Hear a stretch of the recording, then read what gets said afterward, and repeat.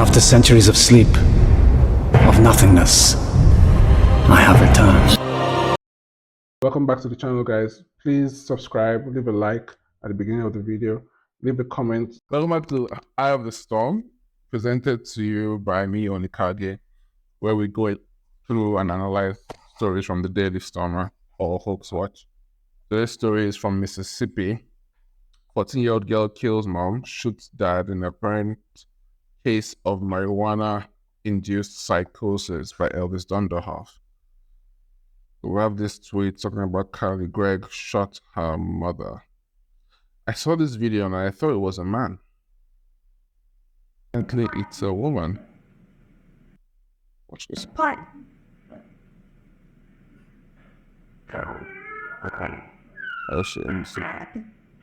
On the phone, two dogs. She had seen a demon. Carly Gregg's stepdad and surviving victim says he thought the thing shot him because there was an intruder, and the 14-year-old was screaming out of her mind scared. So they are making the insanity defense for her already.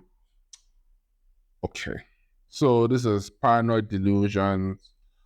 It's an old and easy defense to cases like this. And I believe that we need to review insanity defenses, because they're like psychosis. People can do the most heinous crimes, and the person that says, oh, he was insane, or it's a psychosis, marijuana, the person didn't look high on marijuana. And we know from the myth of mental illness, that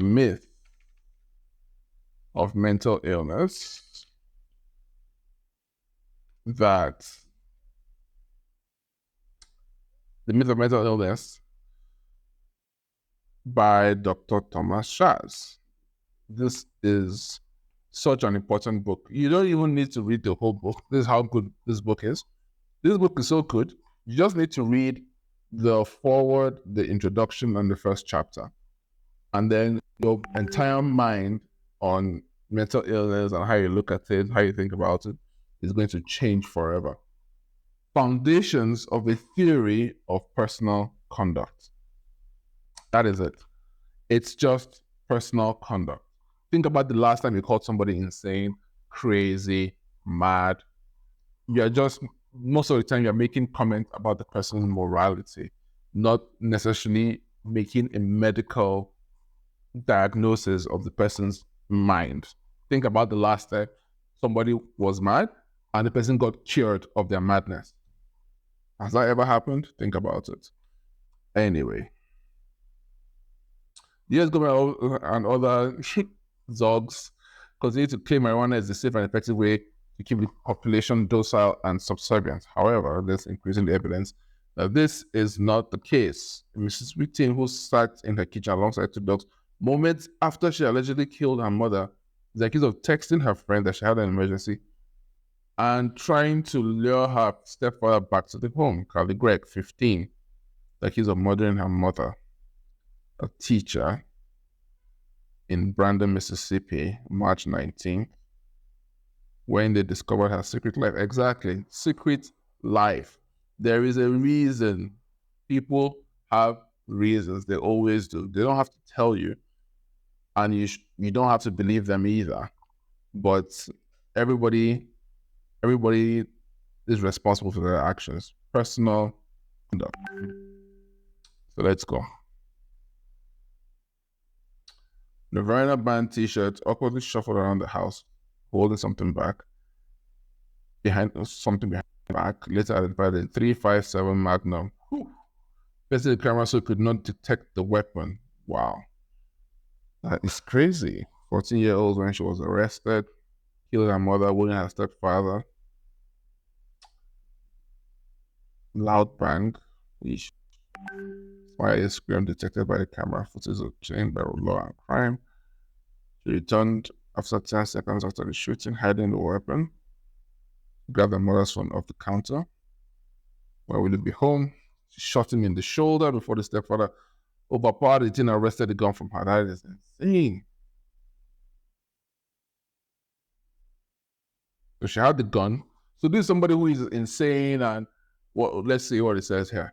This is somebody who is insane and marijuana-induced psychosis, but she's conscious enough here. She's conscious enough to hide the gun. She knows where the camera is facing. She can hide the gun, and she keeps the gun hidden throughout the entire episode. She knows the angles, so she knows how to keep the gun very well. Is that marijuana induced? No, it's not. This is a calculated murder. But then she's 14, so it's like, oh, criminal responsibility and things like this. Or she's a woman, she's traumatized, marijuana. How do you get marijuana psychosis if you're not supposed to smoke marijuana in the first place? Anyways, so here we go. See. This is it. Psychiatrist Dr. Ang Clark testified that the teen was facing a mental health crisis that day. What does that mean? What does this mean? When you have a theory of personal conduct. This book, it's online, it's free, you can find it. This book helps you understand that this whole thing is a hoax that they just used to get you on drugs, Ritalin and other psychotic drugs. You have to read this book. It's online, find it for yourself, read it at your own pace. But basically what he's saying is, one, you cannot open someone's brain and look at the person's mind to detect that there's something wrong with the person's brain affecting the person's mind, causing this particular behavior. What happens is we are so appalled by people who perform acts so out of our moral field that they must be insane. You see somebody in the street eating shit, going through the trash, the person is insane. Because morality, cleanliness, these things are bound together. So when you see a mad person in a movie, like an African movie, when a person goes mad, you see them with rubbish in their hair, going through trash, rolling on the floor. That's cleanliness. Cleanliness is part of the way people show their sanity. So if you are walking down the street and you see a bum, the first thing you think about a bum is that he's dirty and that he has mental problems. You see? So vile acts like shooting your mother and things like this are easily associated. This is not a situation of cleanliness. This is a situation of just the sheer lack of morality in the action. But it's the same thing. People are easily able to, quote unquote, diagnose a bum with madness. The same way here, a psychiatrist just comes to court and says, yeah, she was facing a mental health crisis that day. How do you know this? Having significant mood swings made worse by her medication. That is what is happening here.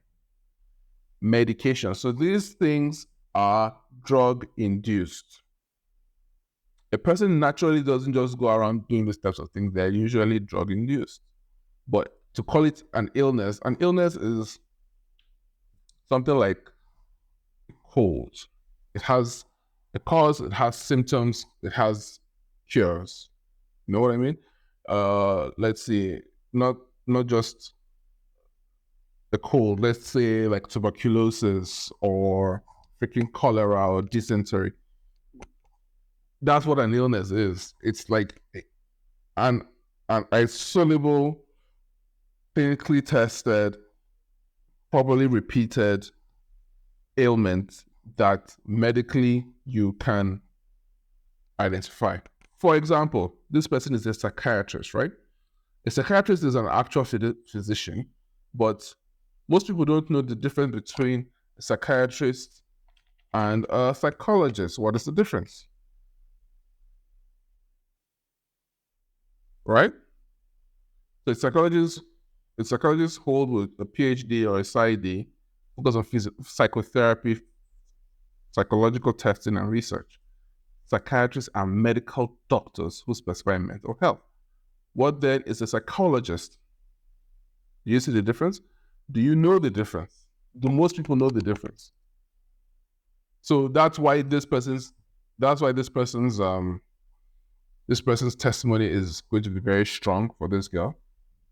But based on what? How is the psychiatrist conducting the examination? How do you do that?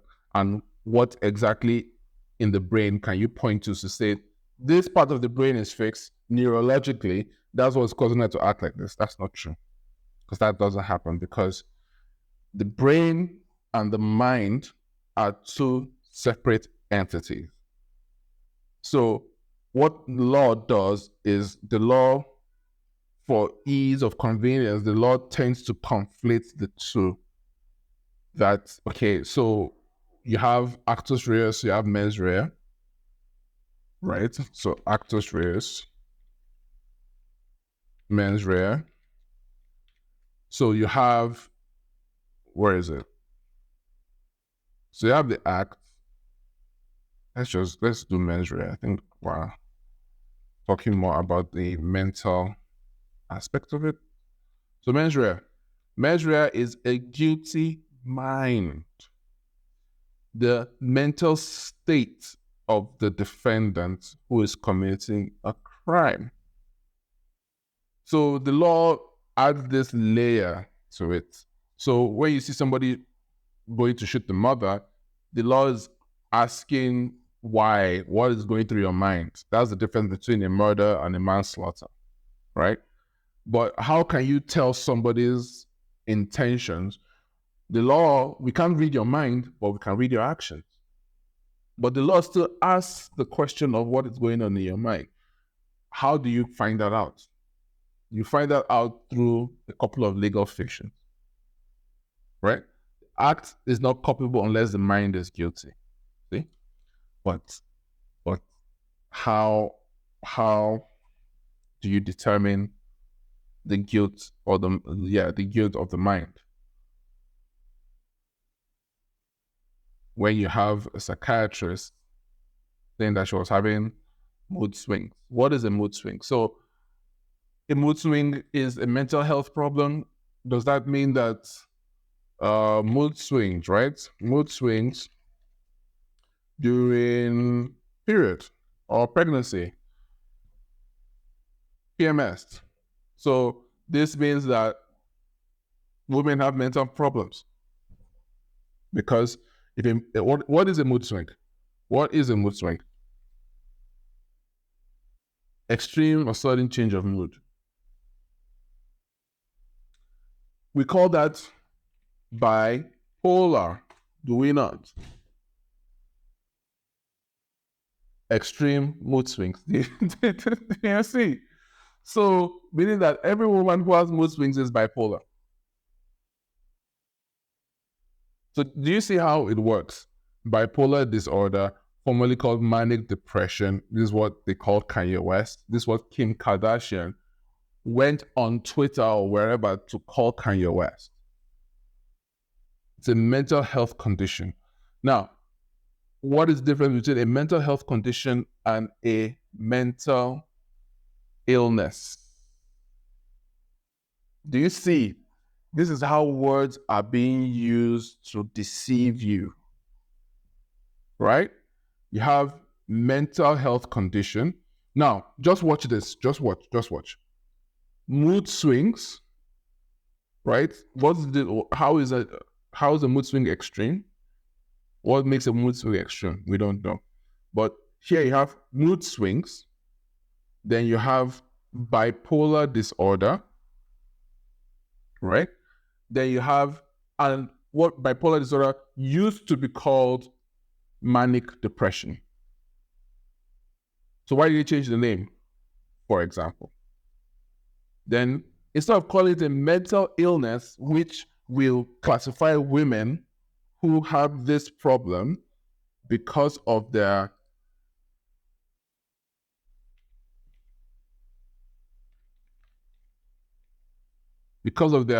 problems, premenstrual syndrome, mood swings for about a week, So they can't call it manic depression because that means all women are insane, which they are. But then they now call it bipolar. So what's the difference? So you have now, instead of calling it a mental illness like it used to be called, like we all know it to be, right? They call it a mental health condition. Is a mental health condition an illness or not? So find that out for yourselves. But I think if I'm angry enough, I'll dedicate a different video to this. But just understand that you are being lied to. There's no such thing as mental illness. That is why they've changed it from mental illness to mental health condition. That's why they changed it from mental illness to mental health condition to mental health crisis. What is this word? This is not a medical word. This is more of an emotional word. This is more of a social word in the context of a medical analysis. A mental health crisis is not a disease. That's not a disease, Dr. Clark.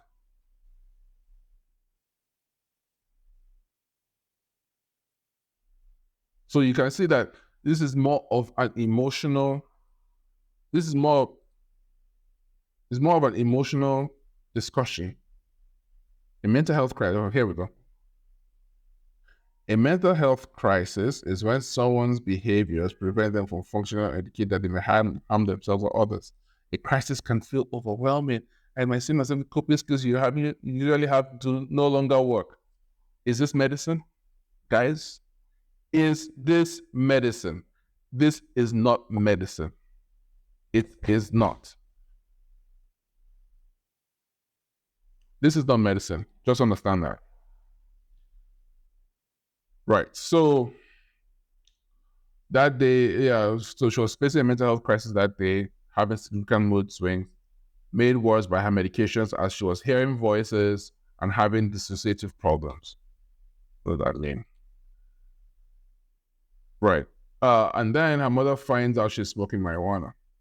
For Carly in particular, she's so cared about her mother's approval of how this was a crisis. So do you see? So she is on, where's the medication? She's, so she's on medication. What medication? Who put her on the medication? Was it this doctor? You put her on medication, she feels terrible, then she has to smoke weed, and then she ends up killing everyone. So why should she be on medication? What is the medication? Why don't you tell us what the medication is? Because that costs money. This girl's life is ruined by this myth that you are ill, so let's give you this substance to ingest, and then you have access to marijuana from the rap music, from the rappers, and then you end up killing everyone.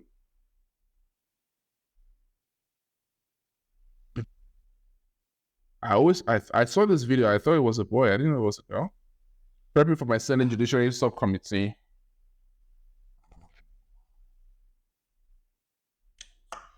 By looking at papers on cannabis and psychosis that have come out since the paperback on Tell Children.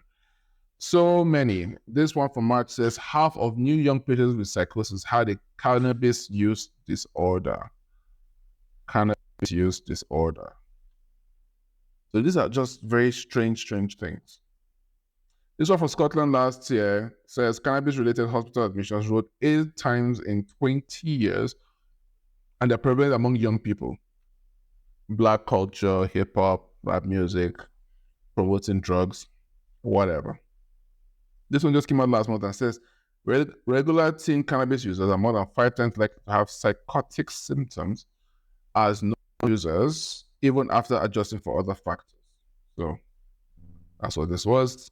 Teen study, cannabis use disorder, depression, anxiety, and psychotic-like symptoms in adolescent and cannabis users in age match controls. So there's that. So weed smokers, I'm not even going to discuss it, because I'm not even going to talk about it, to promote it, or to denounce it. But I think this is more of a bigger story of mental illness than it is about a particular drug. So that's it, guys. I think I need to do a deeper dive into the mental health crisis and the medications. Why are you giving these children these drugs? And then how come they're having to cope with marijuana? That's the real question. So it's unfortunate this woman has to lose her life. What drugs is she on? Why? Who gave her the drugs? You're prescribing drugs for a 14-year-old child. For God's sake. Drugs that alter your mind. Of course she's going to go postal. It's so sad, and that's what truly needs to be addressed. So this is the truth here. It's not about killing her mother. The question is, and it's buried very deep, right? It's buried. Made worse by her medications. Why is a 14-year-old girl on prescribed drugs? What are those drugs? Who manufactures those drugs? Who prescribes those drugs? That is the answer to this entire story. Because mental illness is a myth. It is. I think, yeah, maybe for my main story on this, I will break this book down. I think that's the faster way of doing it. I'll break down this book. I'll read it in full again, or maybe the 6th or 7th time, so I don't do it off head. And I'll break the book down as we move along. So it's unfortunate, but this is the true story here. What drugs was she on? Who prescribed them? Who manufactures them? Because mood swings are normal, because women have had them forever. Mental health crisis doesn't mean anything. And who are you? Were you there, Dr. Clark? Right? This, of course, like all drugs, they contribute to some kind of behavioral changes, but this is the real problem. So thank you guys so much for watching. Please leave a like, subscribe to the channel for more. This was a quick one, I hope, and I hope you learned something. And we'll continue on this journey together and expose this myth that has turned into a billion-dollar industry. This myth of mental illness. Dr. Thomas Schaas was actually one of the first people in history to be cancelled because he criticized psychiatry and he argues against the concept of mental illness. So it's not just Andrew Tate and all these other people talking about mental illness being a myth. He talked about this in 1961. There's an entire industry on mental illness, and he exposed it in 1961, and he was ousted and cancelled and things like this. So we'll go down this rabbit hole. And he says, this is so funny, the legitimacy of psychiatry is questioned by Thomas Schaas, who compares it to alchemy and astrology. Don't you notice also that women who like to talk about, oh, my mental health, my Sagittarius is rising, they also talk about astrology. So we'll see how that goes. And then I'll see you all in the next one. Once again, like and subscribe. This has been your boy Onikage. I'll see you in the next one. Take care.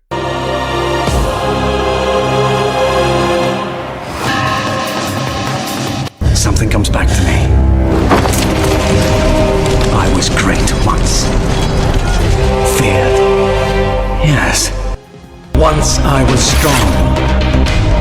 Powerful beyond measure, beyond imagining. So weak now, must find blood.